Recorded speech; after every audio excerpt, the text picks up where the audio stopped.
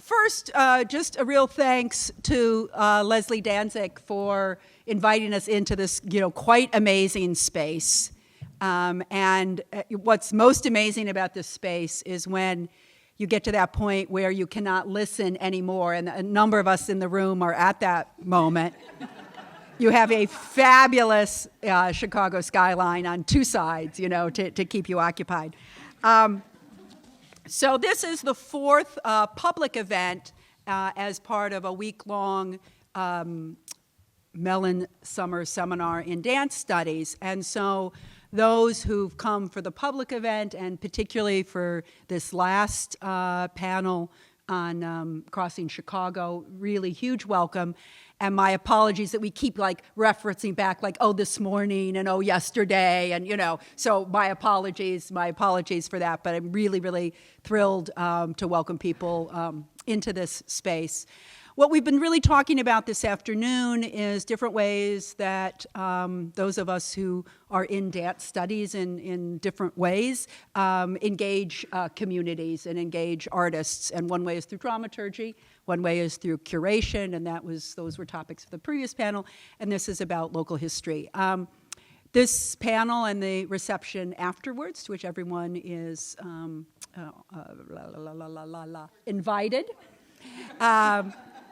co-sponsored by the Chicago Dance History Project.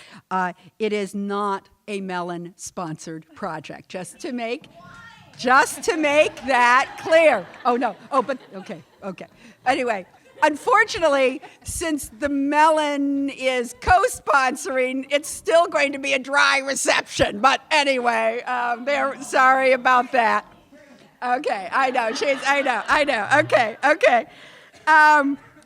And I'm also feeling, Chicago has this second city issue, okay? Now at one point this afternoon I'm thinking, oh my God, and it's all this Chicago focus and global Midwest, and all these people are from the coasts, right? And we actually call ourselves the third coast. Did you guys know that we are considered the third coast? Okay. But just to say that so the dance in Chicago is a really under-researched history, as are, the histories in many urban centers in North America. So often the history of American dance has actually been written as the history of dance in New York City, and I've committed that sin myself in a book-length version. It just got to the point where several of us, Zach Wittenberg is here, several of us, we call ourselves dance advocates. Zach is a brilliant writer and happens to also be communications manager at Hubbard Street. We had a whole series of dinners with a lot of wine saying this had to be done. And then we decided we had to do it, but we had to meet in the afternoon and we could not drink wine anymore. This, what you're about to hear, sort of comes out of, again, it's a quite nascent project. We've really only recently launched, and Jenai West, who I'm about to introduce, will tell you more about it. But we're embarked on trying to document and collect and narrate a very rich Chicago history, which has really not been written.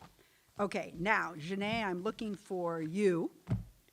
Jenai West is a dancer, she's a journalist, she's a teacher, and she recently moved to Chicago to direct the Chicago Dance History Project, and which aims, as she'll tell you, to investigate, preserve, and present the oral and corporeal histories of dance in the city. She's performed internationally as a soloist and with choreographers such as Brenda Buffalino, Michelle Dorrance, Barbara Duffy, John Griffin, Savion Glover, Derek Grant, Max Polak, and Lynn Schwab. Written articles for several publications, 3 dance books for children. That's another outreach audience we haven't even talked about today. And Columbus Moves, a brief history of contemporary dance. Her first documentary, Thinking on Their Feet, Women of the Tap Renaissance, screened at the Wexner Center for the Arts and at other film festivals. And her recent digital video collection with Emily Coates and Sarah Demers will soon screen at the Guggenheim.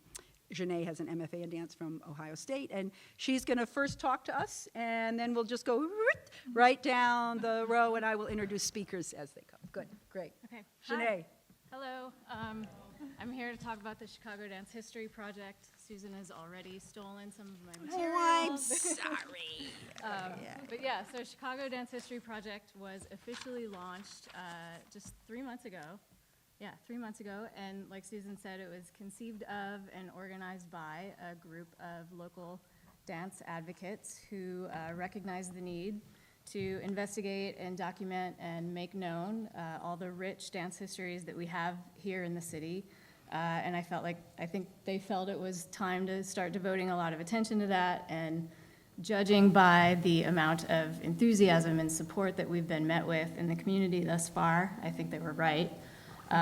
So, you know, the 5 individuals, the dance advocates that we've been talking about, of course, our very own Susan Manning, professor of English Theater and Performance Studies at Northwestern. Ginger Farley, Executive Director of the Chicago Dance Makers Forum. Zach Wittenberg, Manager of Communication at Hubbard Street Dance Chicago. Elizabeth Liebman, rock star, art and dance historian. And Michael Kramer, Visiting Assistant Professor of History and American Studies at Northwestern. So as you can see from that, we've already got a pretty rock-solid foundation of thinkers and researchers and investigators.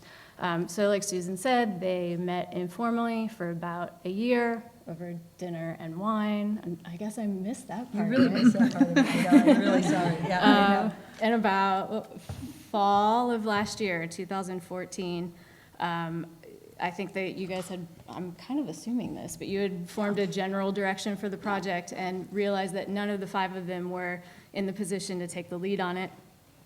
So they put out a call, and here I am. So, you know, I'm describing a little bit of our individual backgrounds and the origin and the structure of CDHP, because I think already you can start to see maybe the methodology behind what we're about to do. So like Susan said, I'm a tap dancer. I can work with video, I can write.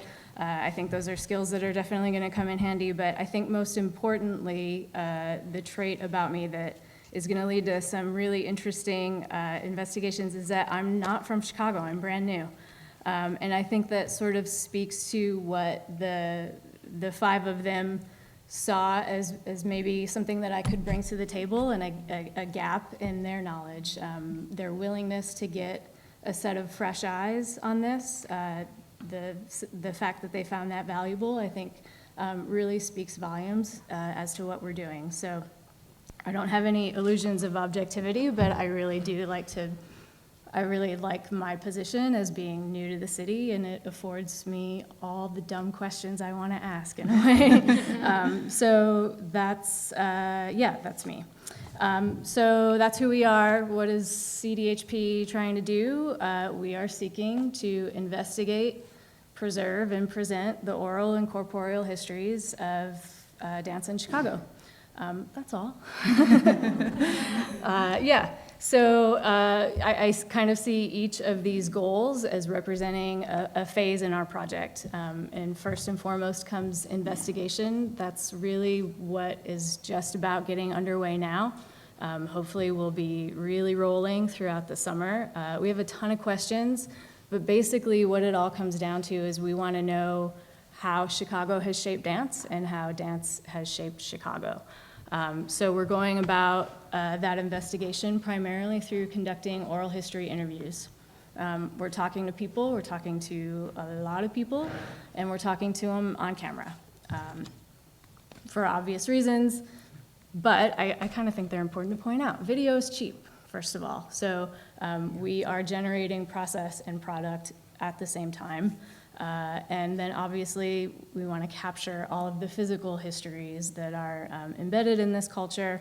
And I think, especially me being interested in disseminating information via screens, you know, that right there gives me a lot of material to work with. So we have been doing that. We're just getting underway with conducting those oral histories. And the best way I can describe it, I think in a macro level and then also at a micro level, it's a lot of planning and preparation and then more improvisation than I would have ever expected. And that kind of goes hand in hand. You know, our on the micro or on the macro scale, our plan is to start with the elders in the community, you know, before it's too late. And that's always going to be our plan, but even that has presented, you know, certain issues that I hadn't expected either. So while I'm trying to maintain the plan and seeking those folks out, in the meantime, I'm starting to improvise, and it's almost like a catch-as-catch-can basis, like you're free, I'm free, I've got my camera, let's do this, kind of a thing. And I've also found that beginning with individuals who aren't necessarily tied to one company or one organization has really been helpful for me. Again, being new to the city, those people have helped give me a sense of the broader landscape of dance in Chicago.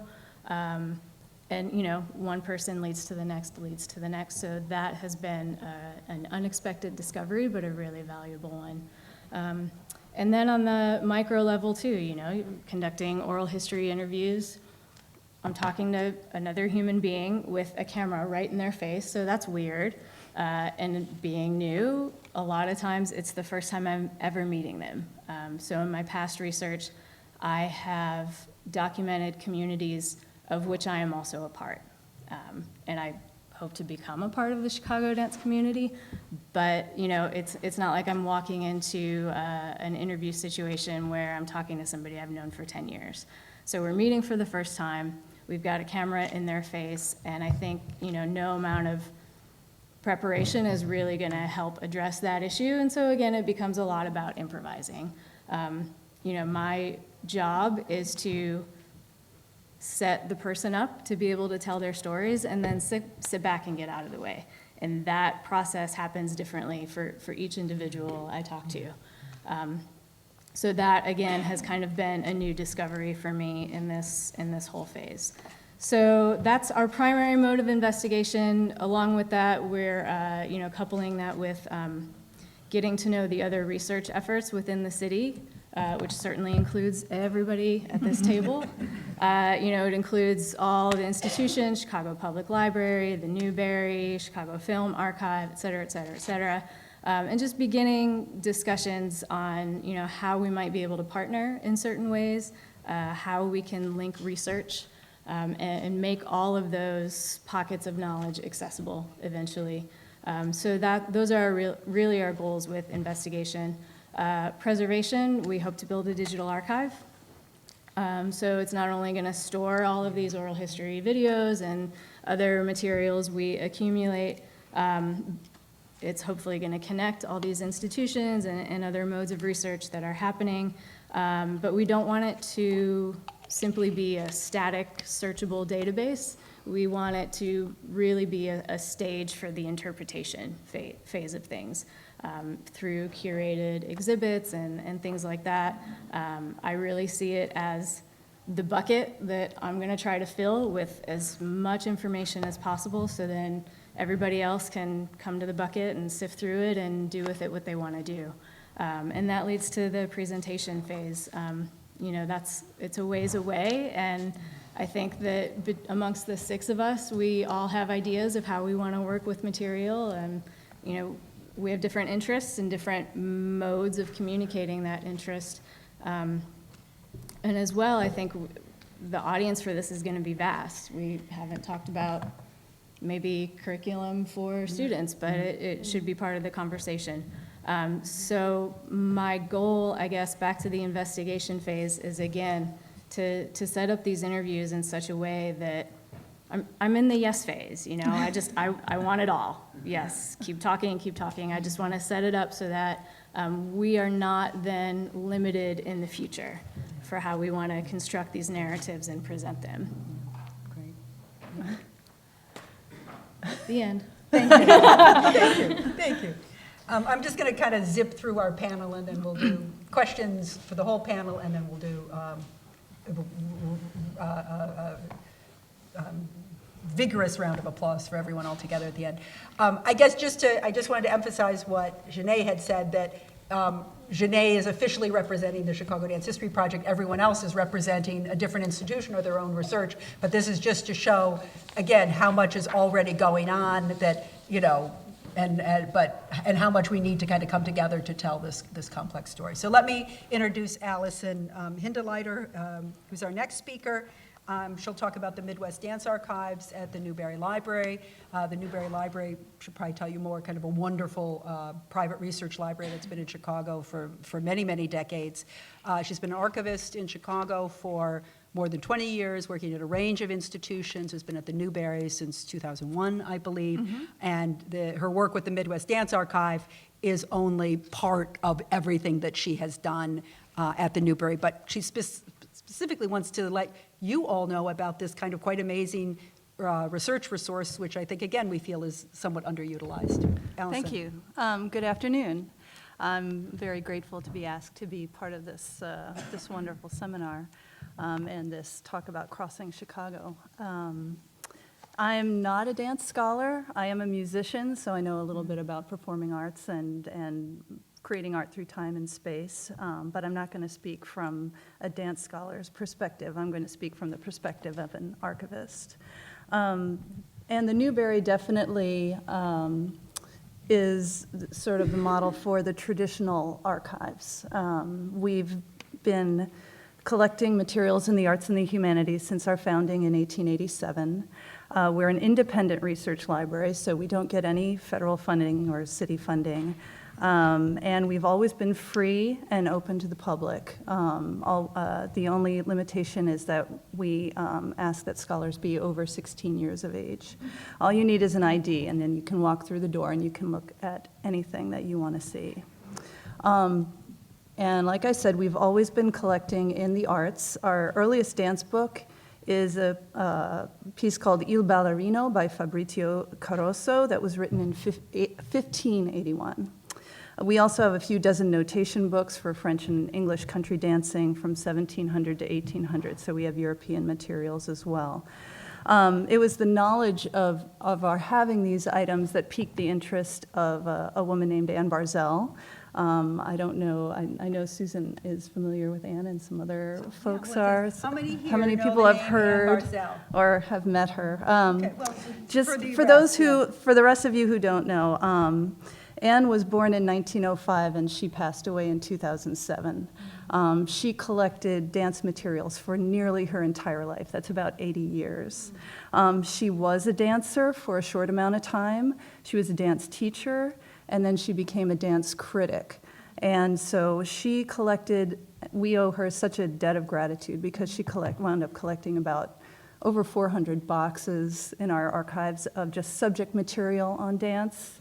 And her focus was Chicago and the Midwest, but she also looked internationally. She also was a judge at competitions all over the world. She lectured all over the world. And she also had a little film camera with her wherever she went. She went to many, many, many performances in Chicago, and she wound up documenting dance clips, over 800 in count that we have and that we've now digitized. Before 1981, no regional institution in Chicago had committed itself to acquiring, preserving, and cataloging the history of Chicago area dance. So as a result, much of that material had been transferred to other institutions outside the area or lost. And I've heard anecdotally that Anne was a little bit annoyed that when Ruth Page retired, she gave her stuff to the New York Public Library.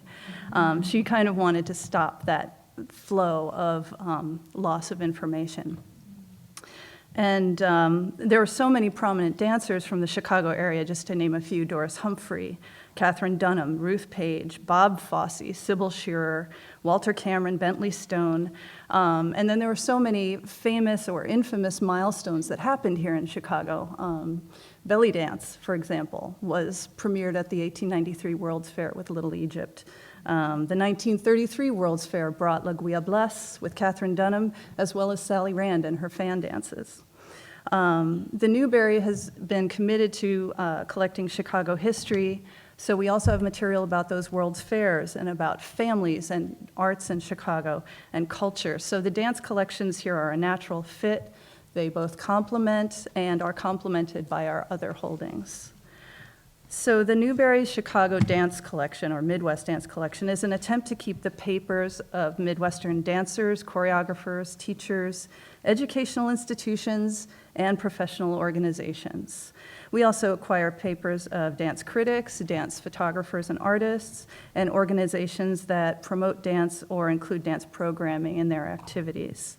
All styles are collected. We also have books, periodicals, programs, manuscripts, audiovisual material, and increasingly digital material. The only things we stop short of are props and scenery and sets, just because we can't accommodate those kind of museum pieces. We disseminate dance history through making our collections available to the public. We have vast abstract lists and finding aids for all of our dance collections. You can view the finding aids online. We are starting to create more digital collections for dance. We're sort of in the infancy of that. We also provide public programming and exhibits, and we work in collaboration with Chicago Dance History Project and the Dance Heritage Coalition to make our materials more widely known. So at last count, we have 83 different dance collections of manuscripts, from a very small one of a Swedish dancer named Christina Olsson, who at age 12 became a Turkish dancer at the World's Fair, to, again, the massive Anne Barzell collection, the Hubbard Street Dance collection, the Mo Ming, just to name a few, Harper Theater Dance Festival, Jan Urquhart. The list goes on, and you can check it out, or you can come see me afterwards. I brought a list in case you want to see. I wanted to conclude by showing you a little treat from our Anne Barzell film collection. This was film that Anne took, and it's just a small clip at the Studebaker Theater, which is in downtown Chicago. If you can just hit play. It says 1945. It's actually 1948. I found the program. I don't want to tell you too much because I want you to enjoy. Eartha Kitt.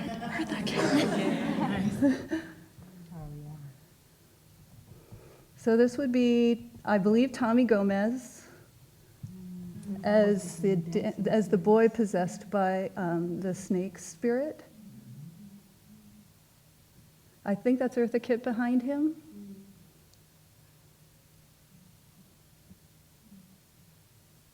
The films we have are silent. They've been used by many, many film companies, and we make them available both in our reading room, and then if people request them, we can send files.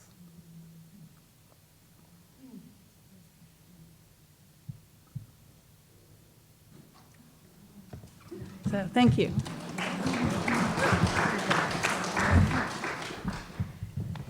Our next speaker is Onye Ozuzu, who is a dance administrator, a performing artist, a choreographer, educator, researcher, and currently is chair of the dance department at Columbia College Chicago. You heard her colleague Bonnie Brooks speak earlier today, so just hugely important to us in Chicago is the Dance Center and the dance department at Columbia College.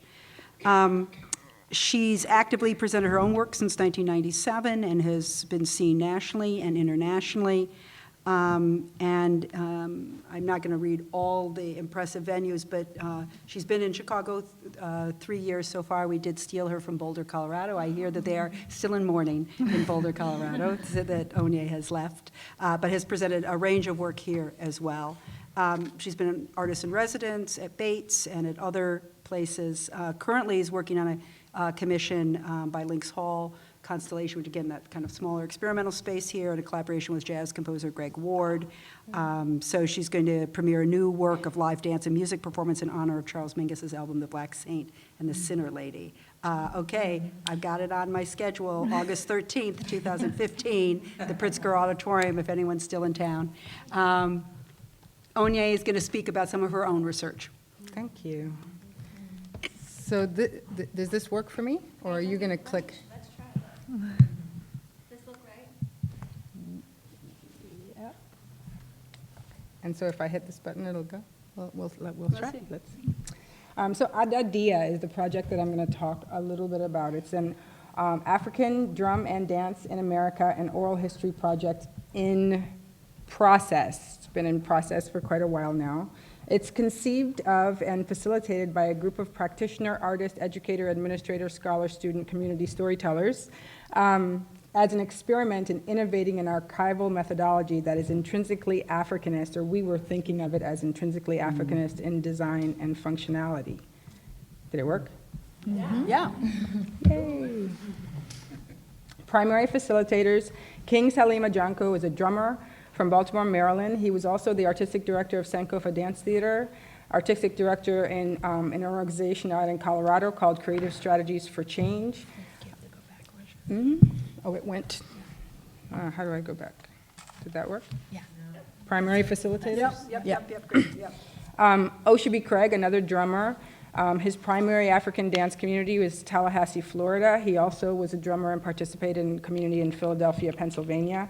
He's currently working as the director of Polk State Lake Wales Arts Center, and he's the director of Prophecy Music Project. Dr. Nzinga Metzger, PhD, is a dancer currently teaching at Florida A&M University in Tallahassee, Florida, and she's has been a member and continues to be a member of the drum and dance community in Tallahassee, Florida. She was also a performer and part of drum and dance communities in both Philadelphia, Pennsylvania, and Atlanta, Georgia. And then myself, I was a member of the Tallahassee, am still a member of the Tallahassee community drum and dance community, a member of the African dance community in Boulder, Colorado. I should add Chicago. I've been here for 4 years now.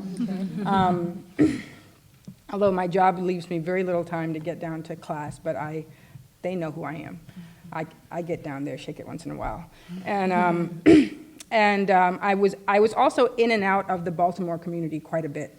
And I'm currently, as she said, the chair of Columbia College Dance Center.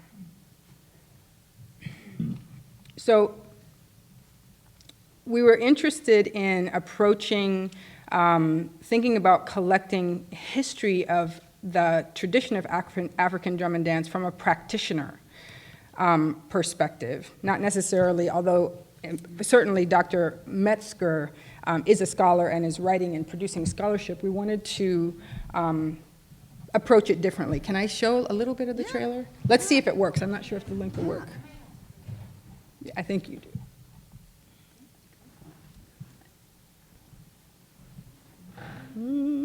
Oh, look at that.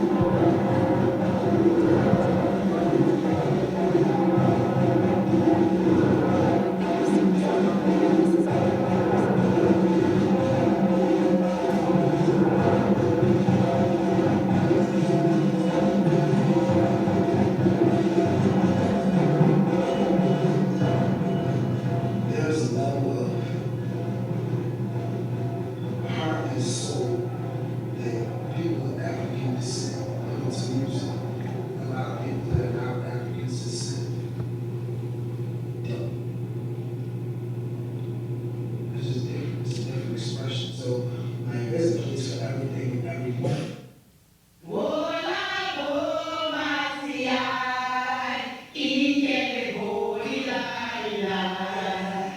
Something in our DNA that can be awakened. We hear the sound of djembe drums or Pontefract drums or, drums from the Congo. That's Okay, just, we can stop. You just feel it. You don't even know where it's So our impetus was really the ongoing relationship and conversation amongst the primary facilitators. We sort of shared a practice of cross-consultation with one another, especially as we started navigating sort of more complex worlds of balancing professional work with creative work and moving from community to community. We were consulting each other constantly sort of on the issues of working between being an African dance practitioner and a modern dance practitioner, an African dance practitioner who was trying to navigate sort of the politics of an anthropology degree, an African dance drummer who is now starting to go into arts administration and dealing with grant writing and all of the things, and the politics of moving across a complex, stratified, multicultural environment. And we were sort of evolving a collaborative critique of the contexts we were finding ourselves in, and the need for an understand. We realized that people that we were talking to, especially power brokers and in areas where we were trying to get decisions made, didn't have any idea where we were coming from, what this culture was.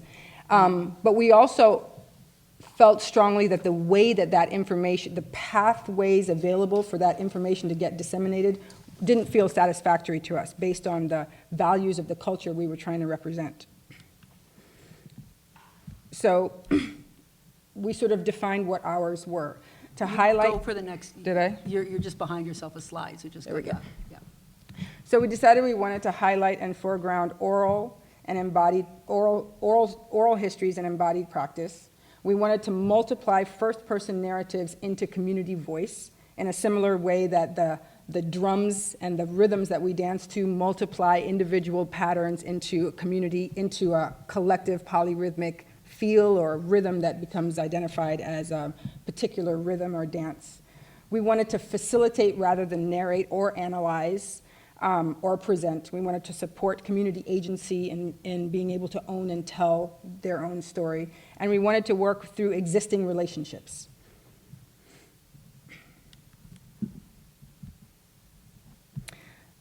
Here's a little bit of the significance of our particular practice. Hand and stick drumming is over 700 years old in West African cultures, has been handed down through oral and embodied traditions from one generation to the next. Africans who were displaced by the slave trade, as we all know, were disconnected from this lineage, disconnected by the fact of their extrication, and because of slave laws that outlawed community drumming, except for one place, which is the last speaker was actually sitting in Congo Square when he gave that interview, which is the one sort of location in the United States. You guys all know that.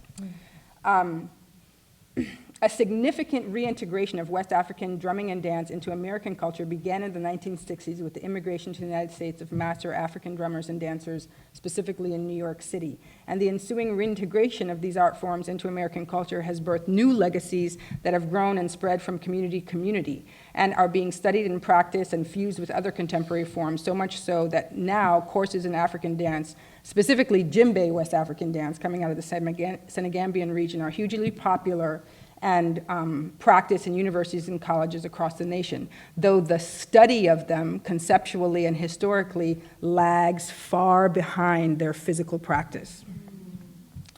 Despite the popularity, like I say, of this practice, at the time that we wrote this, which is, this is several years now since we got our initial grant, at the time that we wrote this, no comprehensive record that we could find had been written on the development of African dance, hand and stick drumming in the United States.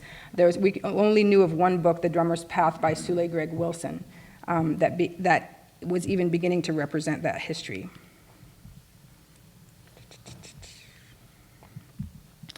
So our methodology was to go into 5 communities, Chicago being one of those initial 5 communities. We went for 1-week visits. In each community, there was a community liaison. Some of us acted as you can see, and Zinga and Salim acted as community liaisons because they were living in those communities at the time. In Chicago, Uche Omoniyi was the liaison in this community. The reason that we selected him was that his 2 sons were students at Florida A&M University in Tallahassee, Florida, where they were walking down the hall, heard the drumming up in the dance studio where I happened to be teaching a class, and they wandered in and said, oh, we didn't know that y'all had drumming here. They had grown up in the Chicago community as drummers in the Muntu community of dancers and drummers, and so there began this like Tallahassee, we used to call them the Sons of Uche. and so Uche was sort of legendary in Tallahassee. His sons being down there led to another, few other drummers coming down, attending 4 years of college in Tallahassee, becoming a part of that community. So then when we came to Chicago to do this project, we naturally went through Uche. So just sort of demonstrating sort of our initial honoring the oral history tradition that exists already in the culture. We had a standard set of questions that we asked everybody that we interviewed in the way that you guys are also interviewing, talking to lots of people, as many as we could. And then the idea was that we would edit the video responses by question and keyword for searchability. These are our questions.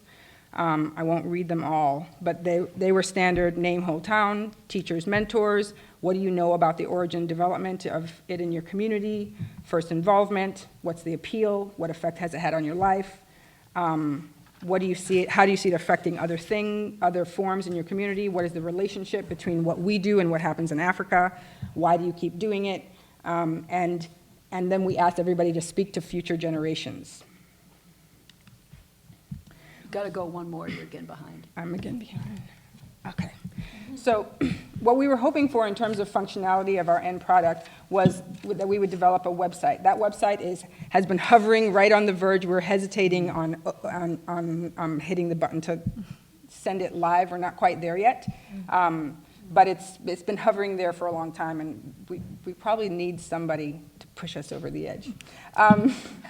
We're hoping that we're looking for it to be searchable by interview question, and therefore have both verticality and that you would be able to access narratives both vertically and horizontally. And what I mean by that is that a vertical accessing of a narrative would mean that you access my story and you hear me answer all those questions and I tell my narrative. Or you can choose to search horizontally through a number of narratives and ask a particular question. So you would see how those questions are asked in Chicago, for instance. Did it go? Mm-hmm. So here's an example. So could you hit, so we pulled together a sample of these are all Chicago, 2 drummers, 2 dancers. Akinjobi Davis is one of the sons of Uche.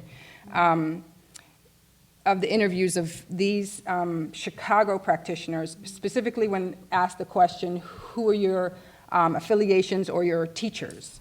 So play the Kamosha Murphy.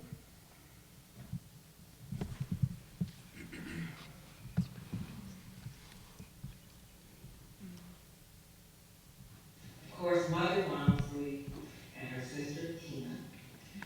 And I don't remember the ballet mistress's name. Oh, don't remember her name, but God bless her. She was an awesome, awesome teacher. She really was. That program was. And this is so not in sequence. Okay. Joel Hall, Onye Payne, Alaya Tolbert. Okay, you can hold it there. I gotta say Najwa. Najwa, yeah. Yeah, nice. So I'm just, for the speed, I'm trying to move through. So then I could go from there, and she mentioned Onye Payne. I could jump to Onye Payne, listen to Onye talk about her affiliations as well as her teachers. In listening to Onye, she'll talk about her origins in Baltimore, and then you can jump to the Baltimore community and listen to people in Baltimore talking about Onye and talking about what she was like when she was a little girl and who she studied with. So what we found was actually, in some ways, I think our initial impetus was we were so inspired by our conversations with one another that we wanted to hear those types of conversations happening. We wanted to be able to hear everybody's story nationally. What we found, though, similar to what you're talking about, was that once you got, even though we did the community liaison, we had people in the room who knew each other, once you turn that camera on, people were like, oh, I'm speaking to the outside world now. And initially I felt a sense of like, oh, it's just not as rich as I thought it was gonna be. It wasn't as like feisty and people weren't complaining as much. I wanted to hear the I wanted to hear all the dirt, And people were sort of putting it together. But what we found once we started looking at the editing videos was that those horizontal searches are fascinating. They're amazing. So where are we now? We are still,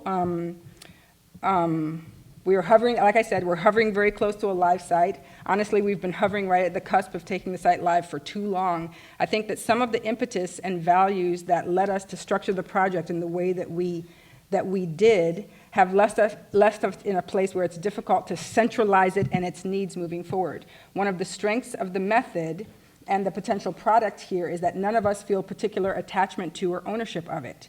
I think that was key in keeping our roles to facilitation and away from framing or analysis. And one of the weaknesses of the project is that none of us feel particular attachment or ownership of it, right?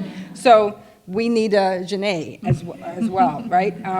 We have an editor. We need a salary for that editor for a year to tackle what we discovered at the back end, is that after the interviews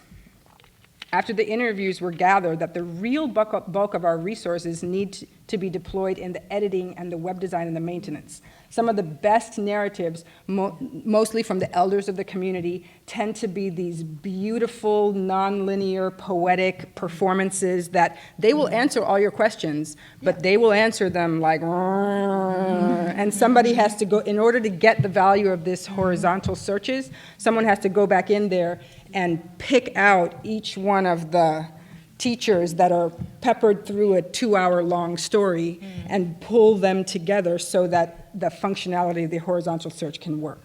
And so it's a time-consuming, expensive editing process in order to get the project to serve in the way that we know that it can. So we just need some money, basically.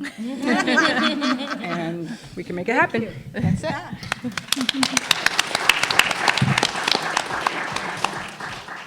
Mecca Zabriskie will speak next, and those of you who've been part of the Mellon Project all week, of course, know Mecca. For those who are new this afternoon, Mecca received her PhD in sociology at Northwestern. She now is an assistant professor of sociology at New College, Florida. She has broad teaching interests in arts and communities. She's the co-author of Black Theater's Black Life, an oral history, Chicago Theater and Dance, 1970 to 2010. She also herself is a choreographer, performer, scholar, and has a fabulous book project where she's actually combining her dissertation research and this research, right? Yeah. So, Becca. Thank you, everyone, for inviting me, or thank you, Susan and Janice, and for inviting me to talk about this project a little bit more. I want to start by talking about the beginning of this project. And so I was, as Susan said, doing a dissertation on West African dance in Chicago. And I'd been dancing in this community since I first got to Chicago for graduate school, before I thought that West African dance was going to be the topic of my dissertation. And this community was actually the place that I would go when I needed to heal or I needed to reconnect. Yeah. So as I was in the middle of my dissertation work and running into walls, with data collection and the data collection it slowed, Susan Manning told me about this great opportunity with Harvey Young, my co-author, who had, along with a number of other professors at Northwestern, gotten a grant from the Mellon Foundation to, thank you, Mellon. And this grant was supposed to support university presses and help them in the development of new areas of scholarship. So Susan said, hey, talk to Harvey. I said, hey, Harvey, can you tell me a little bit more about this project? And he actually asked me to come in and interview Onye Payne. And after doing that interview, he said, do you want to work with me on this project? And so it was a great opportunity for me because I think it absolutely broadened the scope of my dissertation, and it absolutely, as Susan said, has impacted what I'm doing in terms of the book project I'm working on. And it also was great for me because, as I said, this is a community that I went to connect and to feel centered. And so it gave me an opportunity to almost give back, right? Because joining this project was an opportunity, but it was not a sociological project. And the first panel talked about anxiety. And boy, did I have it, right? But I'm very thankful and glad I said yes. It was the best thing I could have done. So the aims and goals of this project, so let me go back a little bit. So there were two books that really kind of motivated us, and it was a book by Timmo Black and Lerone Bennett called Bridges of Memory, and that particular edition of the book is tracing the second generation of Black folks who migrated from the South to Chicago. And so we were motivated by, we were inspired by the ways in which those oral histories were played out and were laid out in that book. And we were also inspired by E. Patrick Johnson's Sweet Tea. Yeah. So the aims and goals of the project were to really stitch together these individual stories to create this really complex, uneven, polyvocal quilt, if you will, that really could shed light on the development of the Black dance community, Black dance and theater, right? And I'm gonna really focus on dance because this was truly a collaborative project. With the exception of maybe 3 interviews, I focused completely on the dance and Harvey did the theater. And so, yeah, so we were interested in being able to have these individual stories come together and create this complex picture of the dance community in Chicago. We were not really interested at all in creating a kind of comprehensive history or a linear narrative. This was the first book about this topic, and so we really were hoping that other people would see the work and get inspired to do their own oral histories. And we also wanted to be able to, we were really invested in the idea of being able to just create a space for people to tell their stories and their own truths, right? So we were not really interested in policing the boundaries around what was true and possible. We wanted the stories to stand for their own.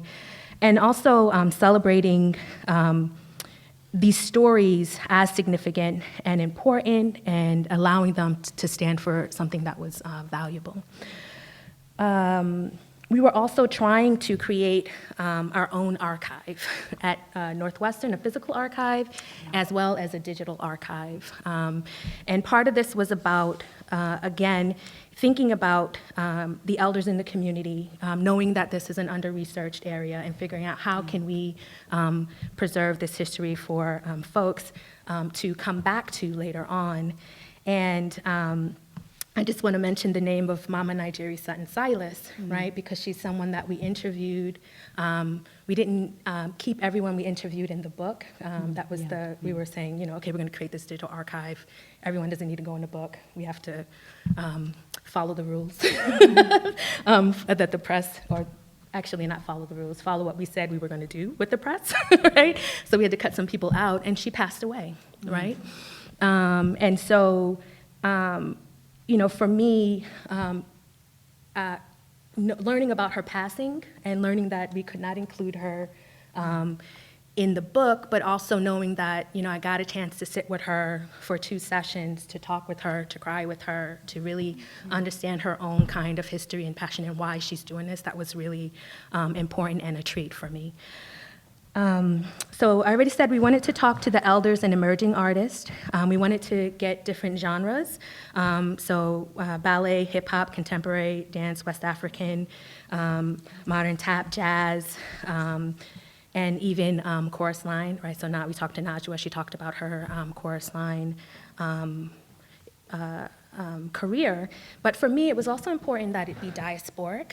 And so coming from the field of sociology, a lot of sociological work on Black Chicago focuses on those narratives or that population that links their presence to the city from the Great Migration, right? And so it was important for me to think about all the other types of Black communities that have a different migratory story and history connected to Chicago. And then I was also interested, if we were going to be talking to people who were going to be talking about doing West African dance and Caribbean dance, it was important for me that folks who came from countries in those regions of the world, right, in those countries, had a space to tell their story also. So it was political in that way too. But so that was important for me in that way. So who's in the book? So on the cover, and we have Amani Payne. I'm just going to go through this quickly. Darlene Blackburn, and this is an image of her dance troupe from 1969, when she just came back from Ghana, West Africa. We have Najwa, and this is her famous, a picture of her doing her famous fire dance in 1972, and this is a dance she learned while in review shows in the Caribbean. Babu Atiba, who's an elder in the Muntu Dance Theater of Chicago community. We have Kevin Ayaga Jeff from Deeply Rooted Dance Theater of Chicago. Edie Cease, also from Muntu Dance Theater of Chicago. Joel Hall Dancers and Center. Tasha Alston from Iodeli Drum and Dance Ensemble. Brave Monk, who's a hip hop artist and activist and an educator in the city. And Idella Reed Davis, and this is an image that she gave to us of her and her mentor. Okay. So we did these oral history interviews that were really about getting folks to talk about their own kind of dance history and using that history to sort of talk about the broader history of the Black dance and theater community in Chicago. We also did a lot of archival work. I personally went to the dance archives in the public library. I also sat with people and went through their private archives and went through company archives. I sat with a scanner on Darlene Blackburn's floor and scanned everything she would let me get my hands on, which was absolutely generous and wonderful of her. And the same thing with Najwa. I also looked through the Chicago Defender a lot for articles about dance in Chicago and to follow up on names that people talked about in their own interviews. And then we also had a number of on-campus events and community engagement events. So we had a workshop by Alberta Rose, who teaches Katherine Dunham technique, which I was just looking at the video, and she's absolutely talking about all of this history, about different generations of Katherine Dunham and talking about Chicago history. This is actually a flyer for a series of roundtables that we had on Chicago's campus. And as I said, I was already doing my dissertation, and so the image in the flyer over here is actually one that I photoshopped, but it's actually an image of a dancer at a dunumba in Chicago. So that's actually a real image that I photoshopped. And then I wanted to make sure I included this because we also talked to Geraldine Williams, who danced with Lucille Ellis, and she teaches Dunham technique in the community, and Alfred Baker, who has the West Indian Folk Dance Company. So those community engagement events at Northwestern, and then we also had one at the Chicago Cultural Center, were important spaces for the elders and the emerging artists and different folks in the community to get together and talk about what it meant to be a Black artist in Chicago, right? What were their struggles? What were the issues around funding? What were the issues around inclusion? Both in terms of the mainstream dance and theater community as well as in the Black community, right? So those, I think, gave us a lot of information and generated a lot of interesting conversation. I want to end by talking about the editing process, because that's something that I was thinking about, but I absolutely learned a lot about the kind of what's at stake in this kind of work from. And so for me, it was very important. Dr. Gonzalez yesterday talked about dialogue, right? And so for me, it was very important to maintain the dialogue throughout the entire process. And so I actually edited the interviews and gave them back to everyone to look at. And so before editing them, I learned a lot about the process of transcription that I hadn't known, right? I thought, just give the transcriptionist the interview and it's gonna work out. And I got interviews with inaudible all over them, or, the transcriptionist missed culturally specific information. And so I just wanna name that because I hadn't thought about that. But then also in terms of the process of getting folks to read the interviews and correct them, I think a lot of the folks in the project, we spent a lot of time going line by line, right, through these interviews to make sure they said what people wanted them to say, and people sounded like they wanted to sound, right? I hadn't expected people to, and maybe this is my own naivete, right? I can claim it and own it. I hadn't expected people to say, I don't speak like that. You have too many contractions, or, I want to change everything to be standard English in this this interview. So we had to have a lot of conversations about voice and about and ultimately for one person, I just gave her the interview and said, "It's your story. You do what you're comfortable with." The other one, I was able to have a conversation with him about, okay, where do you want to change?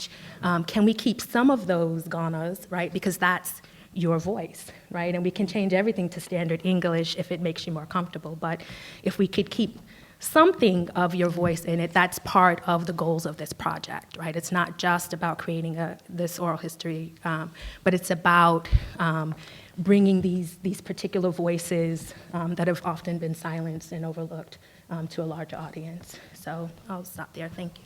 Yeah.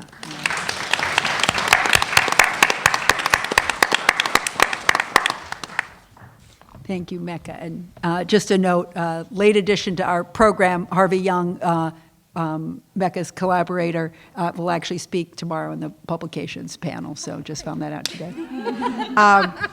So Meida McNeal is our next speaker. She holds a PhD in performance studies from Northwestern. She's an independent artist and scholar of performance studies, dance, and critical ethnography. She works with the Chicago Park District as arts and culture manager, supporting partnerships and programming initiatives across the city's parks and cultural centers. She's also faculty at Columbia College Chicago and University of Illinois at Chicago. She's artistic director of Honey Pot Performance, and she's a terrific Afro-diasporic multidisciplinary performance ensemble that has done a whole bunch of interesting, fascinating projects, and she'll tell us about some of them, or at least, yes. But I guess for our current location, that Washington Park Arts Incubator, which is part of this Arts and Public Life initiative at the University of Chicago that Leslie mentioned, Honey Pot is currently in residence there. So, Meida. Hi, afternoon. Can you hear me? Yeah. Okay. Yeah, so I'm going to talk to you about a project that we did called Juke Cry Hand Clap. And it continues to resonate and have, we finished the performance work, but now we are working on the kind of satellite platform, the things that go around it, right?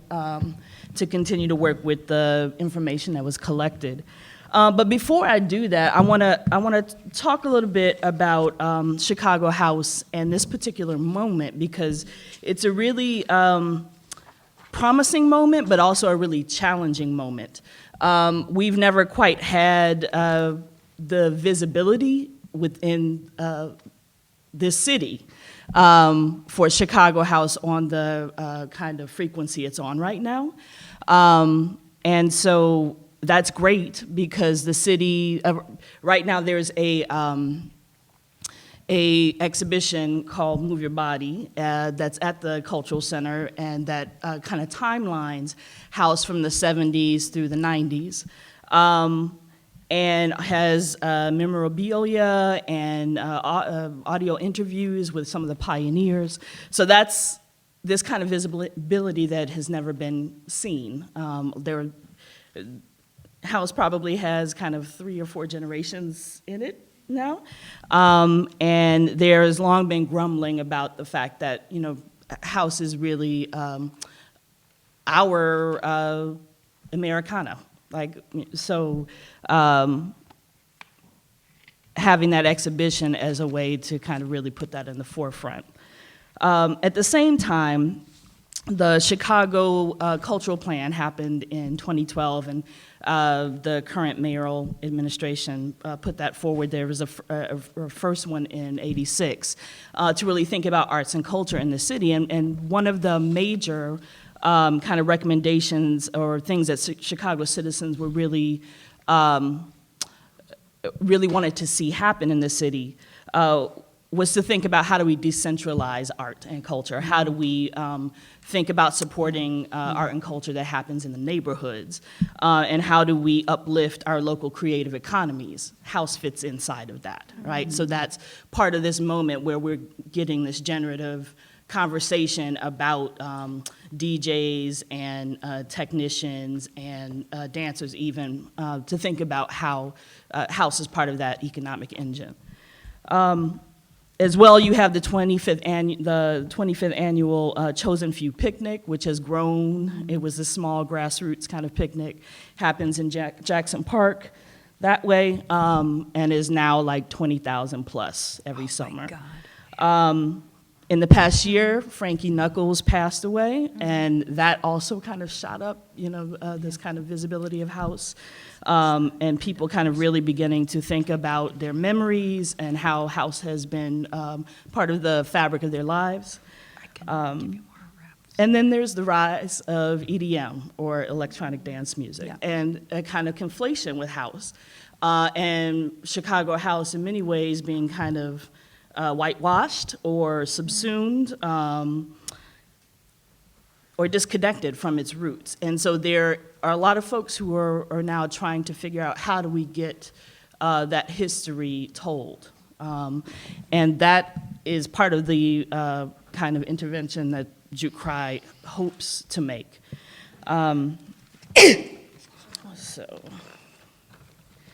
In Honey Pot Performances 2014 creative work Juke Cry Hand Clap, A People's History of House Music and Chicago Social Cultures, house music culture serves as conceptual ground to explore 20th century Black social practices, drawing from music forms such as blues, gospel, disco, and funk, as well as dances such as the slow drag, bopping, stepping, the hustle, and line dances. Juke Cry explores house as an evolving embodied lineage of African-American forms of making community and of cultural resistance influenced by the Great Migration from the rural South to the urban North.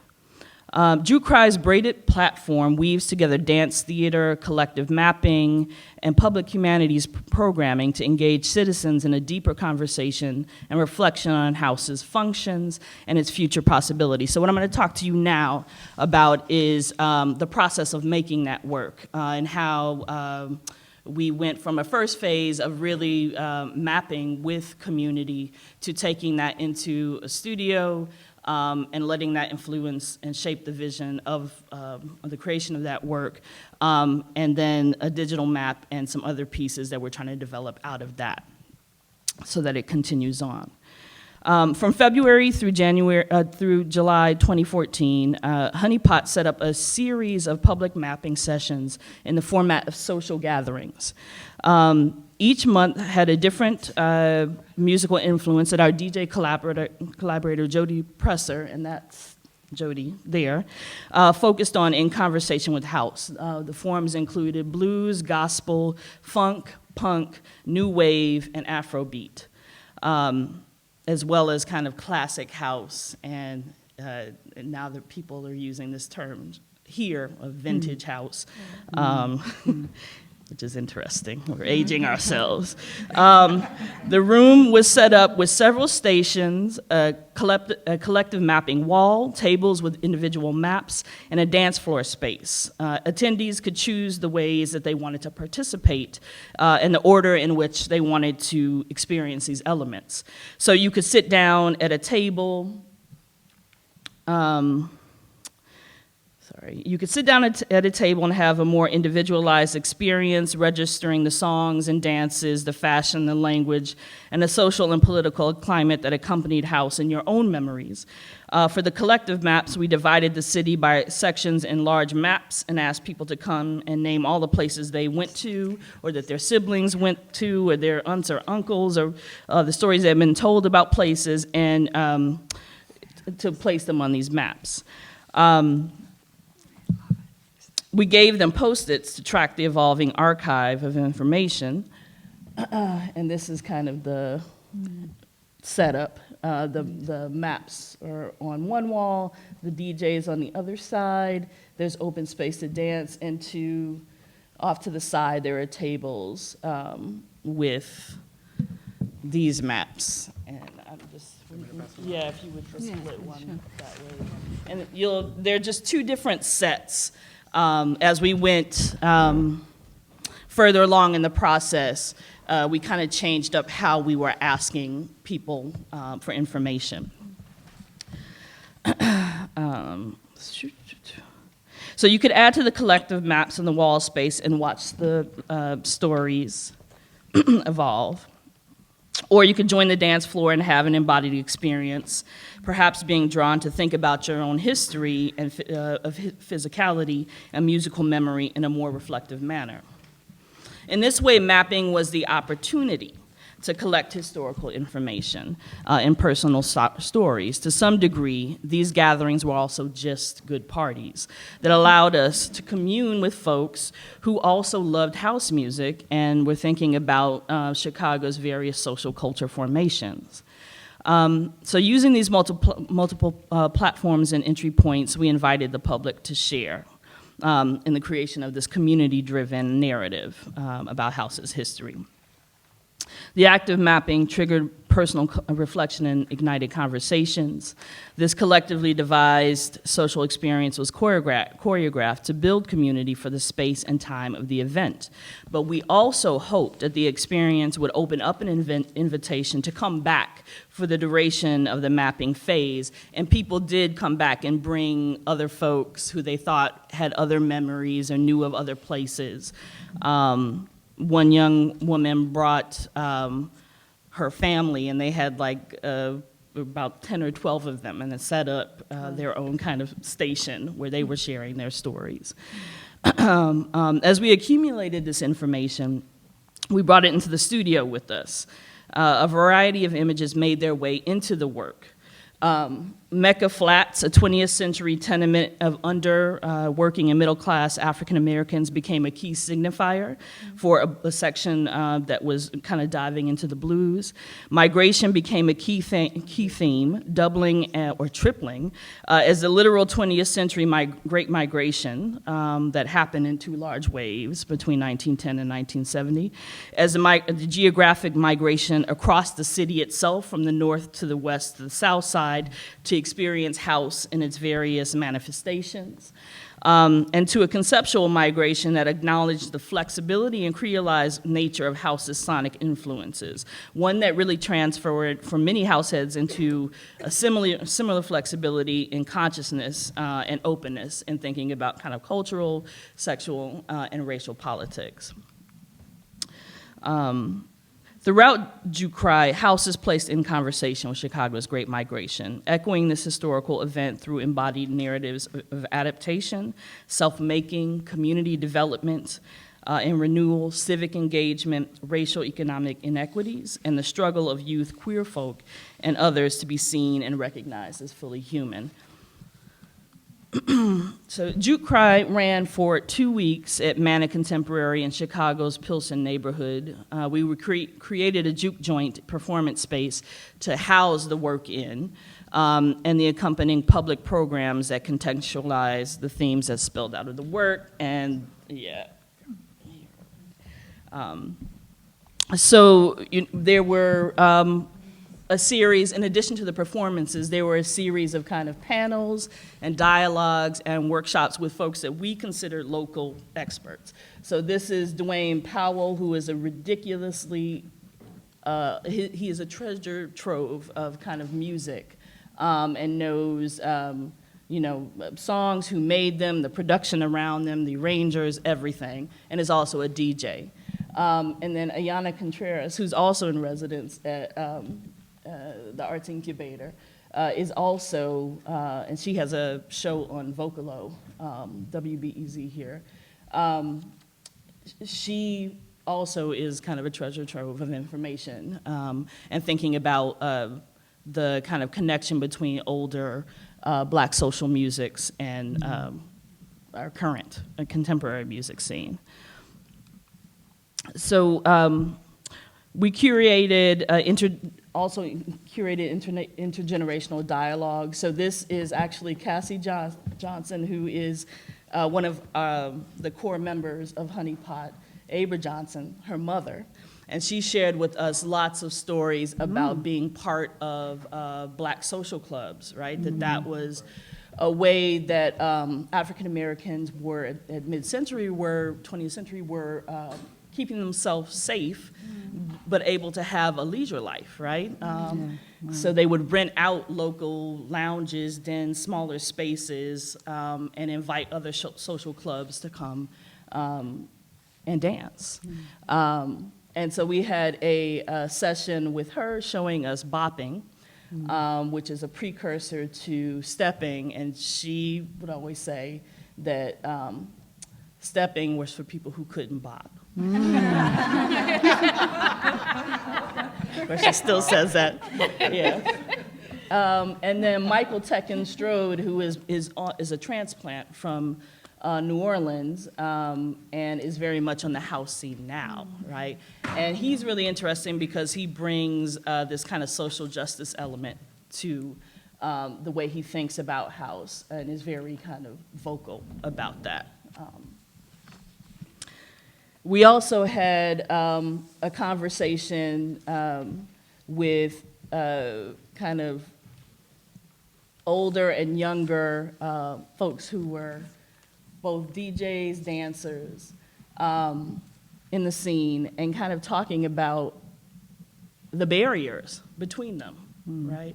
So a lot of older folks within the house community are saying, the young ones don't know the stories, they don't know the history, they are, kind of cutting themselves off from it, and these other forms that are evolving out, like juke and footwork, don't know what they stand on. The younger folks, and he's now like a mid-generation. There was another young guy who was part of a juke and footwork collective called The Era, who was also, I don't have an image of him, but this is Chris from Kumba Links. And the three of them had this guy here is Jamie 326, and he's a DJ, now is living abroad, but grew up as a dancer. But the three of them had a really great conversation where they were, talking about, who has access, and how do we share these histories with each other across generations, right? So within the whole kind of architecture of Juke, Cry, Hand Clap, then we were building the performance work, but then also the space for dialogue, for workshops, to really think about house as a practice, but then house also as kind of a philosophy, right? And this is just another image from the work. So the next phase of Juke Cry is where we're taking all this information and putting it into a digital map. The site is being organized around sites or places. We have 8 categories. I think that's what we have decided on, that go from kind of ballrooms to dens, lounges, juice bars, smaller, mid-sized, and large clubs.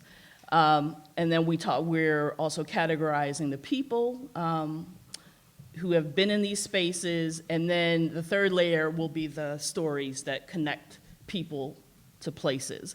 The platform we're using is called the Mapping Arts Platform. It was developed by a woman, Dr. Lara Stein Pardo, and there are 2 other sites before ours, one in Providence and one in Miami. And so Chicago is the 3rd site, and will be kind of focused around house and other kind of social cultures that precede it. And it will also feature a chronological slider so that you can visually see across the 20th century, like how spaces move in the city. Other complements to the map that we hope to develop when we leave this residency at the Arts Incubator, we'll be going back to MANA to be in residence there for the next year. And so we hope to use that as a way to keep visualizing the maps. Since we have space, we can keep them up, and to continue to have kind of a series of public dialogues where people can continue to add to the maps and to this conversation about what house means in this moment. In 2014, we did the Dance Music Evolution, really a house symposium, which Onye was a great part in seeing, so that we could see it realized at Columbia. Actually, we have the transcriptions from that, so we are trying to get that published.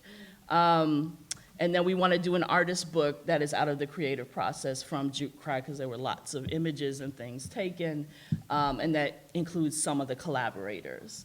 And then the last thing is we'd like to see a curriculum guide, because there is now an African and African American studies curriculum framework that's been introduced into the Chicago public schools.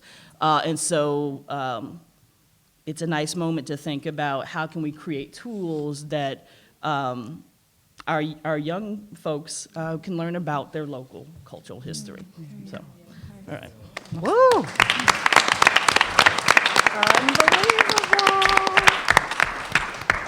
So Ramon Rivera-Servera has already been introduced, valued colleague of mine at Northwestern, Associate Professor Chair of Performance Studies at Northwestern, and he's going to talk on researching queer nightlife. Ramon. Great. Susan, how are we doing with time? You know, we're 5:30, and can you do a kind of shorter version so we got some questions? Of course, I'm going to get us into discussion really quick. Yeah, and then we'll, because then we got more food at least at 6. Okay. So it's a great pleasure to be in a table where we're talking about local history, because my work, you know, methodologically, I practice ethnography. I do performance ethnography. But my publications take the form of cultural history. So I use the tools of ethnography to collect data, engage communities, sometimes in the kind of creative forms that we've seen presented here. So I do a lot of dancing along with others in a studio to talk about choreographic strategies in nightlife with queer communities.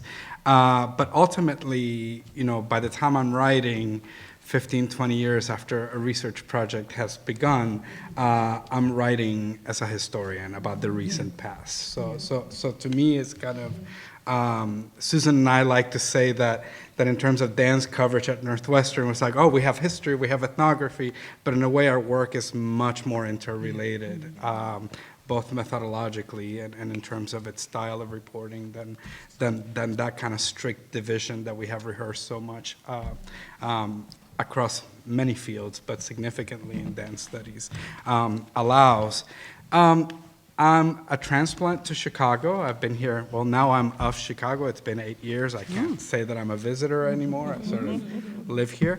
But one of the interesting things is, you know, to me, for my specific area of study, working on Latino queer performance cultures in primarily urban environments, is that Chicago was never third.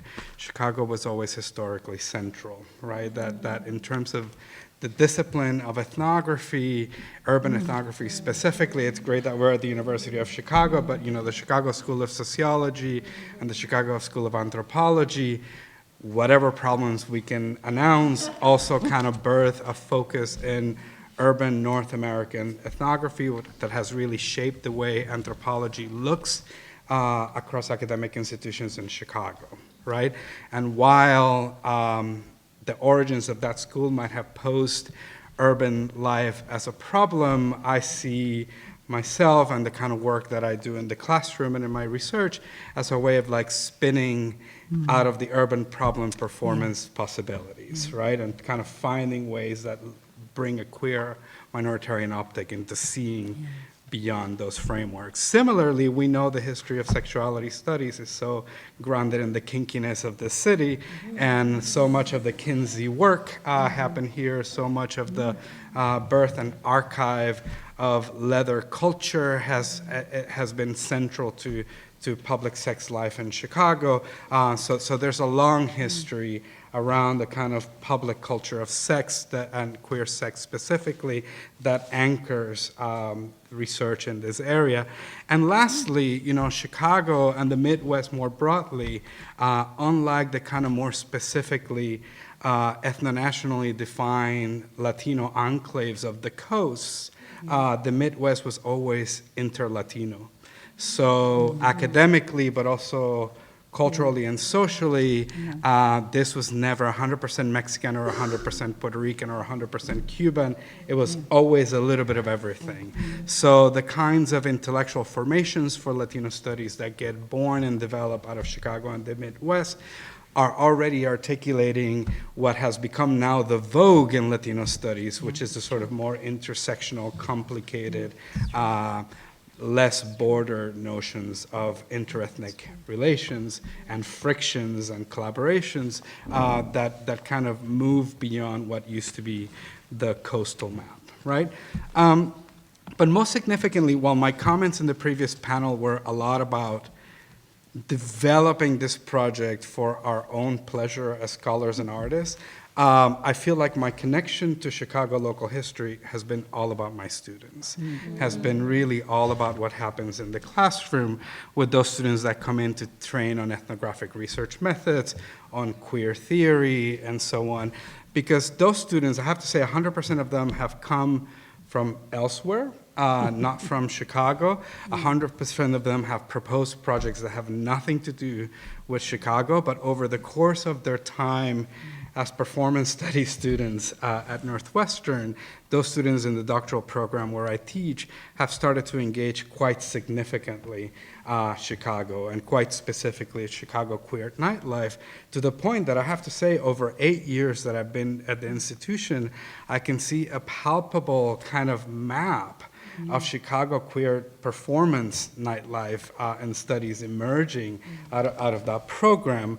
And it's not the result of assignments to go into the city, but the result about very much like Mecca, very much like Meida, and students living in the city and starting to develop deep connections to the places where they are, starting, as performers and queer dancers going into nightlife, starting to gain some knowledge and insight about the kinds of things that they're theorizing and analyzing out of their own quotidian engagements with those places and those communities and those engagements. So in the course of those years, I have seen students start, like Luis Morales and Edwin Corbin, who have gone on to do really important work in the AIDS activist and social service community, come in and develop short MA history projects about Latino queer activism in the city. I've seen people like Elias Krell come in and develop an important archive about trans musicianship and queer nightlife in the city. Karim Kupchandani and Kemi Adeyemi, and working on kind of club life in the city, Asian American club life and performance, Black queer women navigating nightlife in gentrifying environments in the northwest side of the city. People like Eddie Gamboa and David Barton working on cruising and public sex in the city from a performance studies perspective. And then Jasmine Mahmood and Ray Langis working on avant-garde performance practices, where in the case of Jasmine, not specifically queer spaces, but in a gentrifying context where accounting for queer nightlife becomes de rigueur for kind of understanding how the city is transforming. And in the case of Ray Langis, really looking specifically at trans and queer performance art underground communities in the city, including the work of really beautifully complex movement artists who are definitely under the radar of a dance studies rubric, because they don't arrive at presenting dance spaces. They develop and circulate their work exclusively in queer nightlife, right? So out of that sort of laboratory that Chicago has become, that has accidentally been encountered by our students who are living and practicing their lives over the course of their 5 to 6 years with us, I think a really important school of Chicago queer nightlife studies has kind of emerged. What I'm most excited about is that very much like Meida's work and a lot of other folks in our program are also practitioners. So our students have not only gained a significant kind of, and develop a significant kind of scholarly framework for understanding this, but have become key contributors to the performance of Queer Night in Chicago. So, Kareem goes out as Lahore Vajistan, who's her drag queen persona, to host nightlife within the Asian American and Asian diasporic queer community in Chicago. Ray goes out to do performance art with very significant queer component. Elias Crail toured as a musician in Chicago and developed a practice here. But other people like Andrew Brown, Misty DeBerry, and a host of other folks have really kind of come in and produced performance within that environment. So it becomes, to me, a kind of interesting, and this is probably similar to other places where you've been. I know that for me, as a student, the kind of life and impact that we had as a cohort locally I was a student at the University of Texas at Austin in the Performances Public Practice program at a time when my cohorts were being encouraged to curate, to publish in newspapers and review performance, to really engage the local environment where they were pursuing their study, right? So all this goes to say, and I'm gonna leave it at that we have to then sort of start rethinking the classroom itself, the sort of social environment that we create through our own communities of learning as places where really significant history is being made and recorded, and sort of being able to attend to that local impact becomes a kind of really rich space to kind of start investigating and developing at our own institutions. Yeah. I'll stop there. Yeah, fab. Great. We've got about 15, 20 minutes for questions. Yes. Yeah.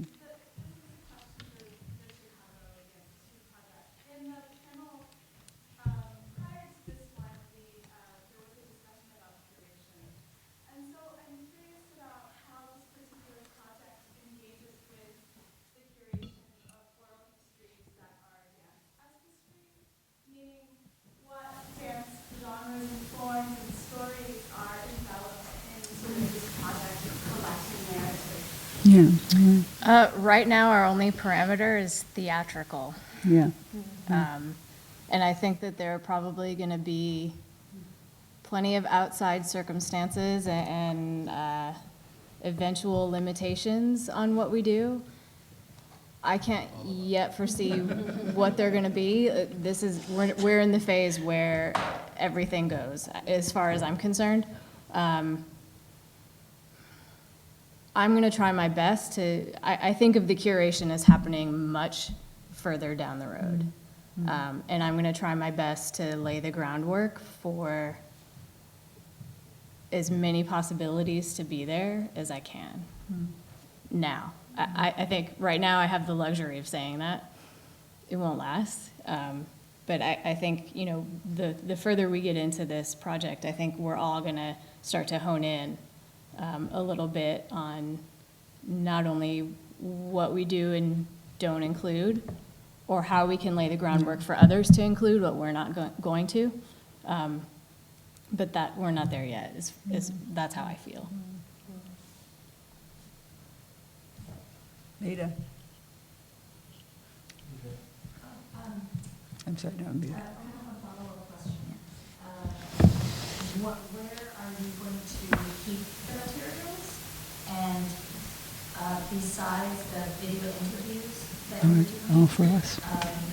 So it came up in your talk about the mirror that you don't keep certain kinds of materials because you don't have the capacity for them. I was thinking very specifically about costuming as a thing. Yeah. That's very important. So, and it has changed over time, and there's significant regional, et cetera. So, I was just thinking about those kinds of questions, like where can that stuff go? Yeah, Chicago. And Do you want me to take this? Do you want me to take it, or do you want to? Well, one repository will be the Midwest Dance Archive for any sort of archives we uncover in our own sort of process. The Chicago History Museum does have some costume and set collections, so that's another place.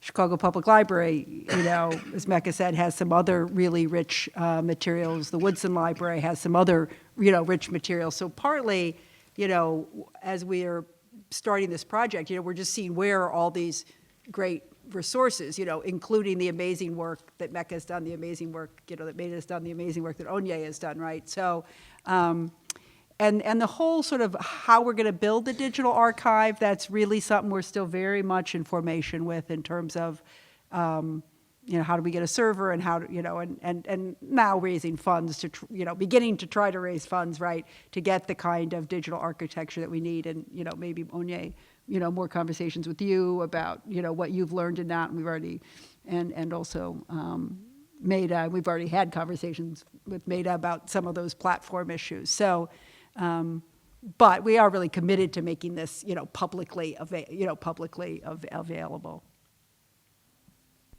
Yeah, Bonnie. Thank you so much. I just want to say thank you overall. Yeah. You all lifted my writers. Oh, good. That's good. That's important. Wow, that's great. That's good. So my question is directed to you, Onye, and it builds off of Mecca's something that you mentioned when you were speaking as well about just documenting or supporting histories that go beyond just migration from Southeast Southern U.S. So Onye, I was wondering if as your project is developing and approaching completion, if you all are documenting it in an adaptable methodology way so that others, anyone who's collecting like Afro diaspora or history can also use the approach that you have, because I find it really useful to, when you're collecting the history, you're also not approach it in a linear way, but also in a non-linear way of collecting. So I would love the idea of the horizontal and vertical ways of searching. And so for the horizontal, so that's one question. And then the other part is, for the horizontal searches, are you all doing anything to make it cross-continental so that the linkages between different individuals can be seen happening outside of the U.S. as well? I think that's our hope. Our hope was that we would end up setting up something similar to a video wiki. And there have been there was a lot of conversation about maybe having some aspect of it that was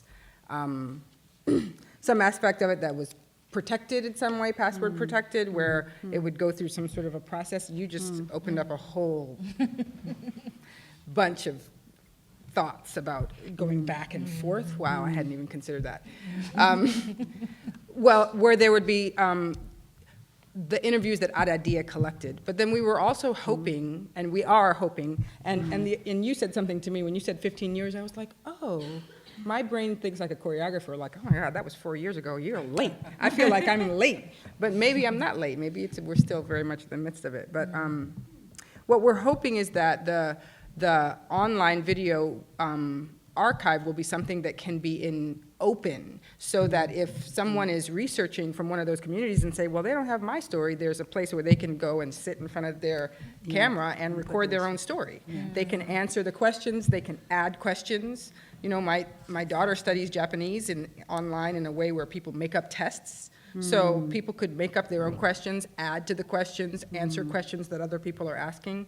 But everything that I'm saying has like huge dollar bills, right, on the back end, like actually making that, going back in and editing those videos and making them horizontally searchable is, we need a full-time staff that's doing that on an ongoing basis. So hence, I envision it becoming like this two-tiered experience where there's sort of the open source where you could kind of like, like a thrift shop, you can kind of comb through yourself, and then as we get money, like, the honorarium I got from this is going to my editor, who's sitting in the back right there, right, to just edit a few more so we can get a few more out of the the raw interviews into the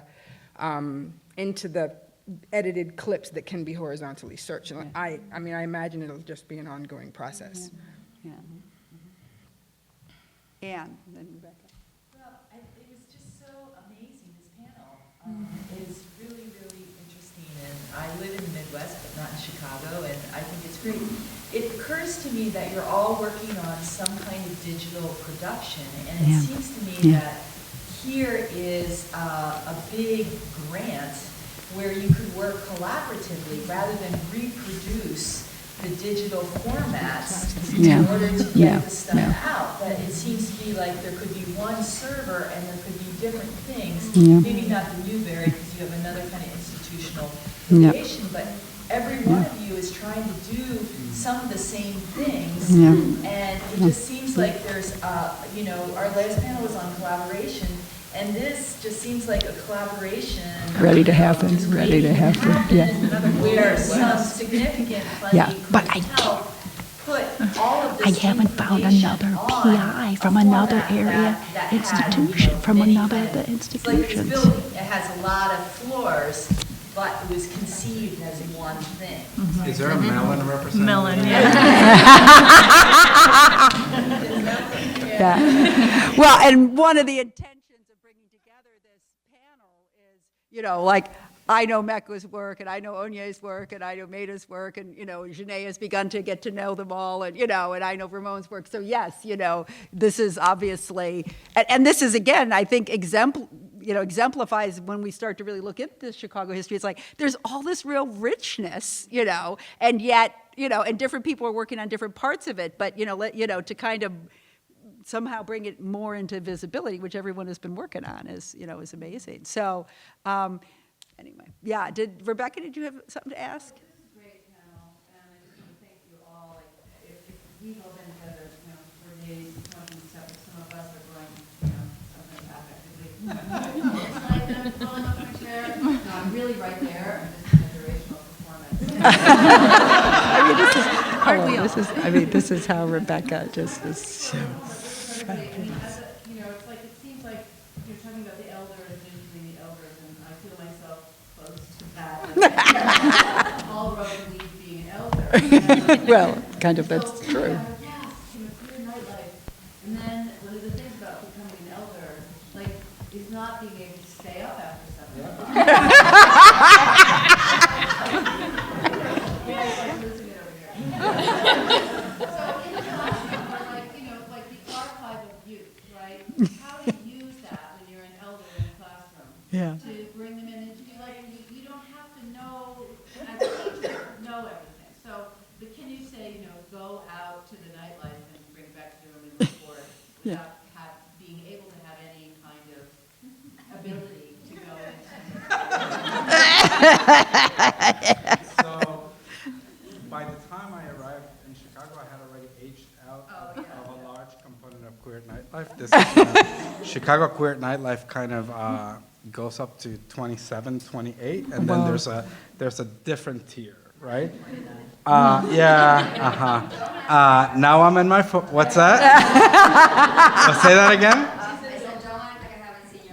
I do a little bit of queer night, but the other thing is Chicago also has more adult queer nightlife as well. So it's not yet just so doing in the sense that queer nightlife is not just youth culture in Chicago. It's a big enough city, but also in smaller places where I've done my research. There's a lot more, especially in smaller places, is much more intergenerational than the kind of narrative of youth culture, right? But in terms of, it is true that as I had less time to be out in queer nightlife conducting field work, for example, there were, people like Edwin and Louise did some preliminary field work for me. So they kept part of their assignments as my research assistants was go to queer nightlife, do some general thick description, and if there's enough there, if something emerges that it's worth pursuing, we start making contact with interlocutors, and then we co-interview, right? But it got to the point where it was difficult to sustain that while writing, administering, and doing everything else, right? So there was adjustments of schedule, sharing of effort, and it's one of the reasons why I think it really became increasingly a collaborative venture. Whereas when it was honors thesis as an undergraduate student, it was just me partying the night away, right? So, New York and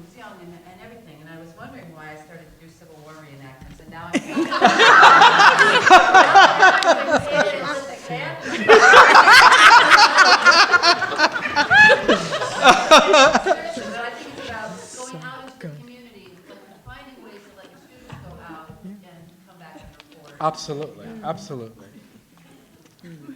Vana. I'm wondering if you ever confront or have to grapple with, on one hand, the spirit of generosity and legacy, but on the other, kind of fear, vulnerability of sharing an art form that is very sacred, or that it feels like it's already marginalized. What do I want to share? What do I don't? You know, there's been shaming around many of these dance forms, whether it's like public sex life, house, you know.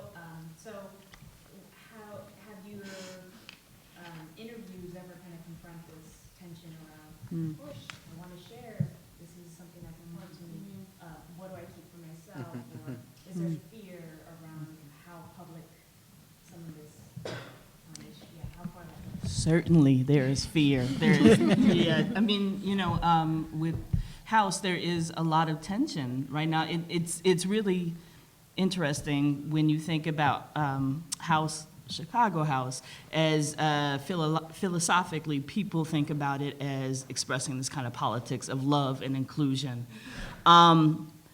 But on the ground, that gets really sticky. Now, again, like as I said, we have like now multi-generations, right, who are staking a claim to House, right? And so there are politics about whose narrative is the correct narrative, right? And we have received flack, you know, for trying to do this kind of thinking about you know, the horizontal sharing of like that there are multiple narratives, right?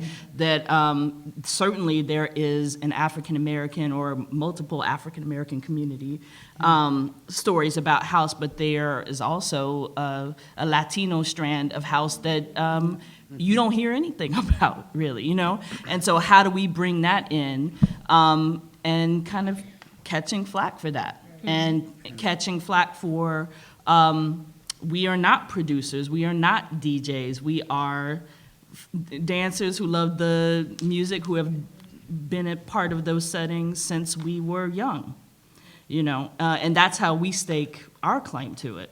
But for us, it's not about this kind of exclusive ownership, but we're, you know, definitely navigating that kind of, it's a little hairy. So one thing that I can say to that is, and I spoke about this one informant at Oberlin College recently, but you know, I've been working on some drag performers in Chicago, Latino, queer, and trans performers on gesturality and history.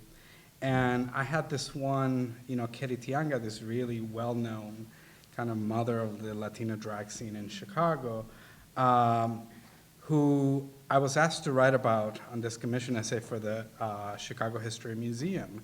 And in that context, it was this, you know, I went to it in this kind of the historian's rescue mission, and I'm gonna write her into the history of queer Chicago, right?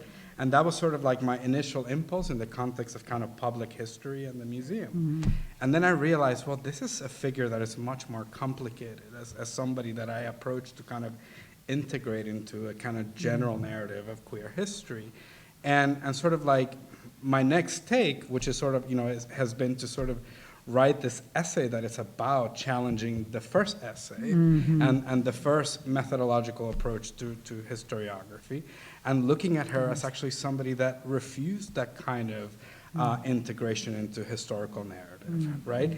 And in that sense, then, the movement analysis of her choreographic strategies, her slowing down, her interruption, becomes a way of me looking at the ways in which she kind of dragged down the progression of history, introduced a kind of anachronistic aesthetic relative to kind of RuPaul Drag Race, Rent the Drag model, and things like that. So it became a way of sort of like, so I put out there the first one, which is a sort of like celebratory narrative about this figure, and then immediately have to say, well, if I look at her performance aesthetics and practices, then she's actually in many ways refusing that very narrative, and then my responsibility as a historian is like, I gotta correct it, I gotta rewrite, and I gotta do a piece that kind of takes on that challenge. So that's an instance where the tension kind of becomes really productive for the scholarship itself as well. And for me, there were a couple of moments when I had to actually turn off the tape. Yeah. And I was okay with that, and I, you know, just followed their, you know, the person who was my interlocutor, I just followed their lead, right? Turn off the tape, okay. I'll tell you this story, but not on tape. Okay, that's fine. And then that was also why it was so important for me to give people back their interviews. There were a couple of folks who were really, really busy, and I just had to chase them down through friends and say, hey, can you read page 1 through 5? Are you okay with that? Yeah. And, you know, some of the language got tweaked, and I was okay with that, right? Because ultimately, you know, their names are there, they will have to deal with the repercussions of what gets published more than I would, right? Because it's about their livelihood. So I was okay with that. But yeah, there was definitely that tension, and I just, you know, to the best of my ability, tried to let the person who was my interlocutor lead and get to dictate what was included, what wasn't, and what was okay. Not completely right. I get to edit. I get to, you know, so I'm not trying to, you know, say I just transcribed it and gave it back to them, right? So I'm shaping the story, but if there are moments that they felt uncomfortable with, we had a dialogue about it, right? And if it came to, oh, it needs to be changed, then, you know, they're the leader, right?